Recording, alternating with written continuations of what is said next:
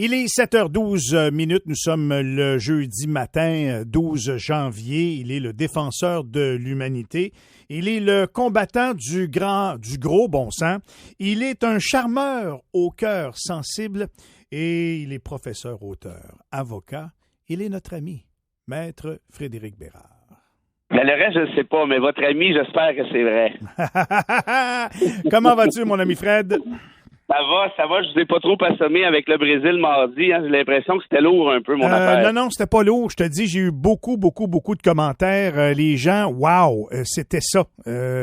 Oui, ça a été lourd. Oui, ça a été, mais tellement bien expliqué qu'on comprenait très bien tes sentiments puis ce que tu as vécu. Merci d'ailleurs de l'avoir fait. On te le dit pas assez souvent. Puis je pense qu'on te paye pas assez pour te le dire comme il faut. Non, c'est moi qui te remercie. Puis il y en a quelques auditeurs, auditrices qui m'ont écrit là-dessus les échantillons toujours un peu faibles, mais je voulais les remercier très sincèrement. Puis ça me fait toujours plaisir de recevoir vos petites notes sur Facebook. Là. Il y en a plusieurs là, qui le font ici et là. Je réponds à tout le monde. Là. C'est pour ça qu'on fait de la radio, c'est pour ça qu'on fait de la communication, Michel. Hein? Tout à fait. C'est de connecter, comme on dit, avec la population, avec d'autres personnes, avec d'autres bonnes gens, disons ça comme ça. Donc, votre rétroaction est toujours appréciée. Bon, là, dans le dossier d'Hydro-Québec et du départ de Mme Sophie Brochu, est-ce que je dois comprendre que c'est un conflit avec le ministre Pierre Fitzgibbon ou pas?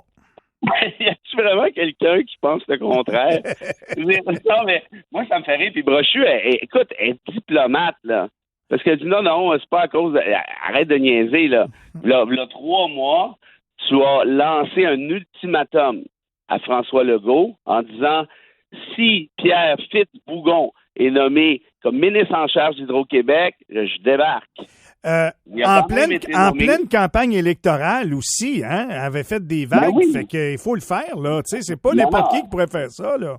Non, mais évidemment. Puis Sophie Brochu, je trouve ça vraiment dommage, cette histoire-là, et triste. Rappelons-nous que François Legault, il y a quelques années, avant d'être premier ministre, avait dit lors d'une table éditoriale à la presse, il faut remplacer les chefs des sociétés, des présidents de sociétés d'État et les sous-ministres qui ne pensent pas comme nous.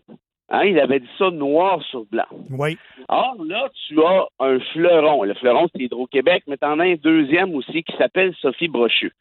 Des femmes de même, des hommes, peu importe, avec cette expérience-là, ces compétences, écoute, tu t'en fâches pas dedans, là, au Québec, là, puis ailleurs. Là.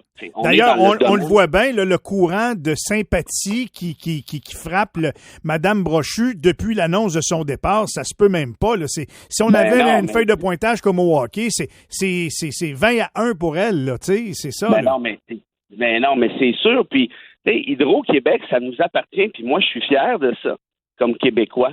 Qu'Hydro-Québec, au lieu de payer mon électricité à Joe Blow, compagnie privée X, je la paie à ce fleuron, à cette institution, à cet organe québécois qui fleurit d'ailleurs à l'international. Par exemple, aux États-Unis, on sait que New York vient encore de nous passer une nouvelle commande pour acheter encore plus d'hydroélectricité. Bref, c'est de l'énergie verte en partie, si on fait attention. Et puis moi, c'est ça qui me gosse, et je pèse bien mes mots, dans cette histoire-là, Michel, parce que c'est pas nécessairement juste un conflit de personnalité entre Brochu et Fitzgibbon, c'est un conflit idéologique, et c'est ça qu'il faut pas oublier. Sophie Brochu a débarqué à Hydro-Québec, elle a dit, bon, écoutez, les petites, là, c'est de valeur, mais le réchauffement climatique, ça existe.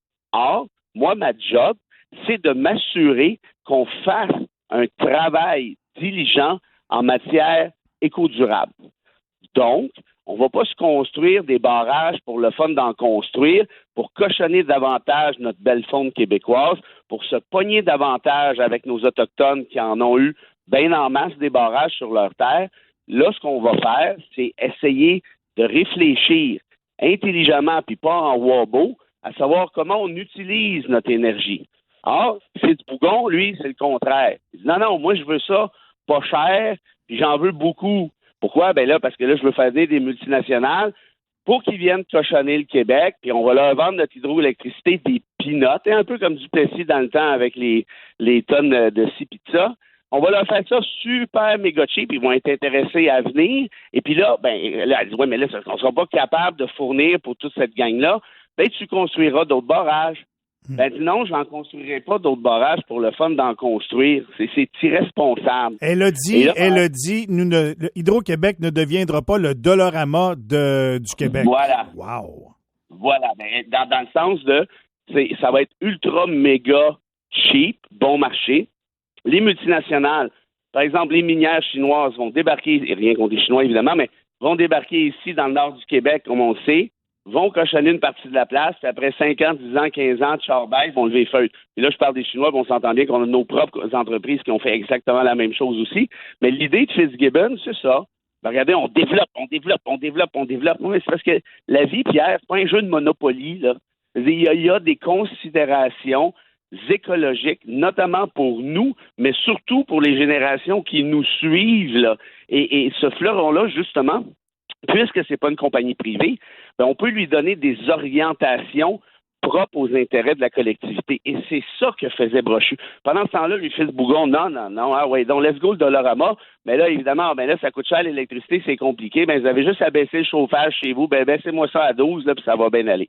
Donc, ça pour dire que sûrement que Brochu aime pas Fitzbougon et l'inverse est aussi vrai, ça me semble évident, mais ça va bien au-delà de ça. C'est un conflit d'idées, c'est un conflit. Attends une minute, on va aller plus loin que ça là-dedans. Je comprends très bien l'idée de Mme Brochu, puis tant mieux, puis moi, je l'ai trouvé exceptionnelle dans la façon qu'elle s'exprime, c'était clair. Elle est très diplomate, on l'a vu partir sans rien casser, parfait. Mais c'est qui décide la vision puis l'orientation d'Hydro-Québec? C'est-tu un organisme indépendant ou c'est le gouvernement qui doit dicter la vocation d'Hydro-Québec? Parce que là, on est mêlés, nous autres, on est juste des citoyens, là. On veut savoir... Toi, métaphore de baseball, là, tu viens de sortir la balle du parc, est encore en train de rouler dans le stationnement en arrière. Là. Parce que c'est en plein ça, l'enjeu. Rappelle-toi les histoires de caisses de dépôt dans le temps que c'était Charest, puis il y avait une espèce de catastrophe épouvantable. On avait perdu quelque chose comme 40 milliards une année en 2008-2009 ou un truc du genre. Ah là, le Charest, ça n'a rien à voir avec nous, c'est pas de notre faute. Hein. La caisse de dépôt est autonome, est indépendante, pati pipata.